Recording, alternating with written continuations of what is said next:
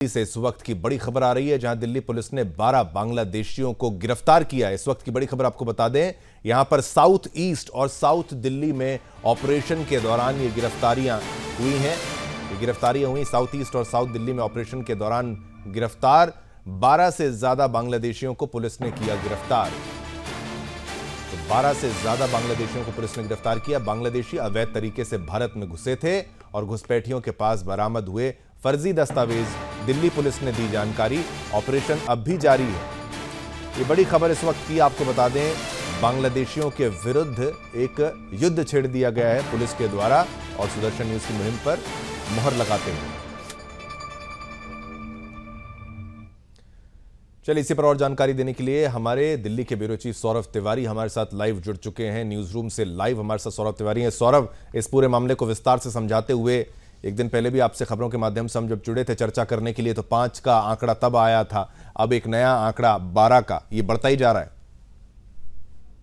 जी देखिए शुभम की, जिस तरह से सुदर्शन न्यूज़ की ये मुहिम है और कल जिस तरह से मैंने खुद दिल्ली के मुख्यमंत्री रेखा गुप्ता से बात किया था और जो हमारी जो मुहिम है, हमारे जो प्रधान संपादक हैं सुरेश चौहान की जी, जो उन्होंने मुहिम चलाई कि जो 2500 रुपये दिल्ली सरकार दे रही है महिलाओं को, वो बांग्लादेशी को, रोहिंग्या को न मिले, क्योंकि उन्होंने भी फर्जी तरीके से आधार कार्ड, वोटर ID कार्ड अपना बना रखा है। तो उन्होंने आश्वस्त किया था और दिल्ली सरकार के कई मंत्री थे, जो विधायक थे, उनसे हमारी बातचीत हुई। उन्होंने साफ तौर से कहा है कि हमारी पूरी कोशिश है कि जितने जल्दी से जल्दी हो सके बांग्लादेशी और रोहिंग्या को चुन चुन कर उनके देश बाहर भेजा जाए, क्योंकि लगातार वो हकमारी कर रहे हैं और जो भी अपराध की दिल्ली में घटनाएं हो रही हैं, इसमें सबसे अधिक बांग्लादेशी और रोहिंग्या का नाम निकल कर सामने आ रहा है।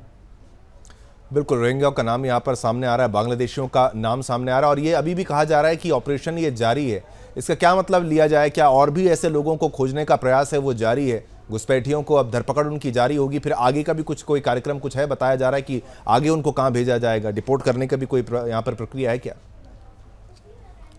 जी बिल्कुल, आपने सही कहा। और देखिए, ये कल संख्या 5 थी, आज 12 है, अब संख्या 12,000 भी हो सकती है, क्योंकि पूरे दिल्ली में सर्च अभियान तेज हो चुका है और देखिए वो भी आपस में घुल मिल गए हैं और पुलिस उनकी तलाश कर रही है, उसकी पहचान कर रही है। और देखिए साफ तौर से दिल्ली पुलिस का कहना है कि हम एक भी जो घुसपैठियाँ हैं उनको दिल्ली में नहीं रहने देंगे। और जब से सरकार आई है और हम सुदर्शन न्यूज़ जो हमारे प्रधान संपादक हैं, जैसे मैंने कहा था सुरेश चौहान के जी, जो हमारा कार्यक्रम है जवाब तो चाहिए, जो उसको हमारे रेजिडेंट एडिटर मुकेश कुमार जी करते हैं, वो भी लगातार अपने शो के माध्यम से इस मुद्दे को आवाज़ उठाते रहे हैं कि जो भी अवैध घुसपैठिए हैं उनको बाहर जाना ही होगा। और सरकार भी जाग चुकी है, क्योंकि प्रदेश में चाहे केंद्र में, दोनों जगह पर ही भारतीय जनता पार्टी की सरकार है। पहले कहा जाता था कि अरविंद केजरीवाल उनको संरक्षण दे रहे हैं, चाहे कांग्रेस पार्टी उनको संरक्षण दे रही है।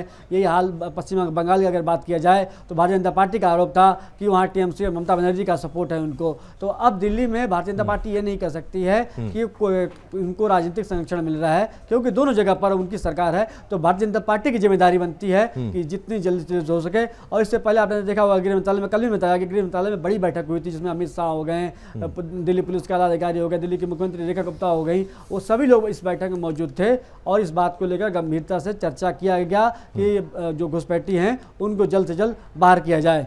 ठीक है, तो ये बिल्कुल सुदर्शन न्यूज़ की जो मुहिम है उस पर एक मुहर लगते हुए नजर आ रही है। और जो घुसपैठिया मुक्त पूरा भारत का हमारी जो मुहिम है, महाराष्ट्र में तो हमने चलाया था, जनता NRC की जो बात कही जाती है, अब दिल्ली पर भी उसका असर होता हुआ हमें तो नजर आ रहा है। बहुत बहुत धन्यवाद सौरभ, जिस तरीके से आपने पूरी घटना को समझाया और विस्तार से समझाया।